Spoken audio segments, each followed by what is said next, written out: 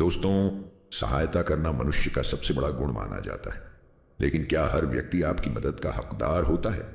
आचार्य चाणक्य कहते हैं कि करुणा तब तक ही पुण्य है जब तक उसके साथ विवेक जुड़ा हो। बिना सोच समझकर की गई सहायता कभी कभी जीवन की सबसे बड़ी भूल बन जाती है। कहा जाता है कि एक दिन चंद्रगुप्त ने रास्ते में एक व्यक्ति को रोते हुए देखा। वह व्यक्ति बार बार कह रहा था कि लोग उसकी मदद नहीं करते और उसकी किस्मत खराब है। चंद्रगुप्त का हृदय पिघल गया। उन्होंने उसे भोजन कराया, कुछ धन दिया और अपने परिचितों से कहकर उसके लिए काम की व्यवस्था भी कर दी। कुछ महीनों बाद वही व्यक्ति चोरी के आरोप में पकड़ा गया। जांच में पता चला कि उसने कई लोगों का विश्वास तोड़ा था। यह सुनकर चंद्रगुप्त हैरान रह गए। उन्होंने आचार्य चाणक्य से पूछा, गुरुदेव, मैंने तो उसकी भलाई के लिए सब कुछ किया था, फिर मेरी सहायता का परिणाम इतना बुरा क्यों निकला?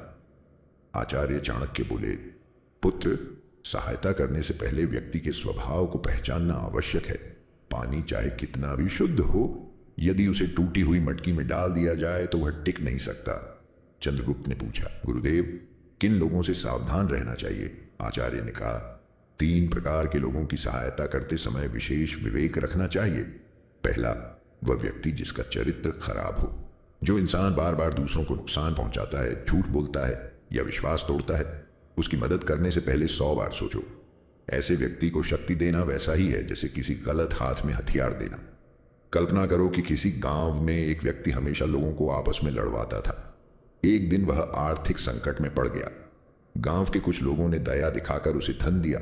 जैसे ही उसकी स्थिति सुधरी, उसने फिर वही काम शुरू कर दिया और इस बार पहले से ज्यादा लोगों को नुकसान पहुंचाया। चाणक्य कहते हैं कि जिस व्यक्ति ने अपने स्वभाव को सुधारने का प्रयास ही नहीं किया, उसकी मदद अक्सर समाज के लिए नई समस्याएं पैदा कर देती हैं। दूसरा, वह व्यक्ति जो केवल लेने की आदत रखता है। कुछ लोग सहायता को उपकार नहीं, अपना अधिकार समझते हैं। उन्हें जितना भी दे दो, उन्हें हमेशा कम ही लगेगा। एक नगर में एक युवक था जो हर किसी से मदद मांगता था। जब भी कोई उसकी सहायता करता, वह कुछ समय बाद फिर उसी स्थिति में लौट आता। उसने कभी मेहनत नहीं की, कभी अपने जीवन को बदलने का प्रयास नहीं किया। धीरे धीरे लोगों को समझ आ गया कि समस्या उसकी परिस्थितियां नहीं, उसकी सोच है। आचार्य चाणक्य कहते हैं कि जिस व्यक्ति को केवल लेना आता है और देना नहीं, वह कभी संतुष्ट नहीं होता। ऐसे लोगों की मदद सीमित और सोच समझकर करनी चाहिए। तीसरा, वह व्यक्ति जो अपनी समस्या से ज्यादा अपनी शिकायतों को प्यार करता है। कुछ लोग समाधान नहीं चाहते, केवल सहानुभूति चाहते हैं। उन्हें रास्ता दिखाओ, वे बहाना बताएंगे। उन्हें अवसर दो, वे डर बताएंगे। उन्हें प्रेरणा दो, वे किस्मत को दोष देंगे। एक किसान के पास 2 मजदूर काम करते थे। दोनों गरीब थे। किसान ने दोनों को समान अवसर दिया। पहला मजदूर मेहनत करता रहा और धीरे धीरे अपनी स्थिति सुधार ली। दूसरा हर दिन शिकायत करता रहा कि मौसम खराब है, लोग खराब हैं, समय खराब है। वर्षों बाद पहला व्यक्ति सफल हो गया, जबकि दूसरा वहीं का वहीं रह गया। चाणक्य कहते हैं कि जो व्यक्ति अपनी समस्या का हल नहीं चाहता, उसकी सहायता में तुम्हारी ऊर्जा व्यर्थ हो सकती है। चंद्रगुप्त ने पूछा, है गुरुदेव, फिर सहायता किसकी करनी चाहिए?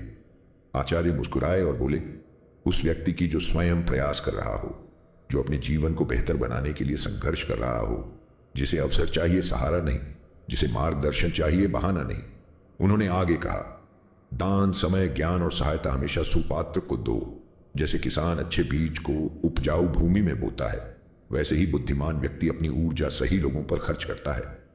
चंद्रगुप्त ने सिर झुकाकर कहा, गुरुदेव, आज मैं समझ गया कि केवल दयालु होना पर्याप्त नहीं है। बुद्धिमान दयालुता ही सच्ची दयालुता है। आचार्य चाणक्य बोले, यही जीवन का नियम है।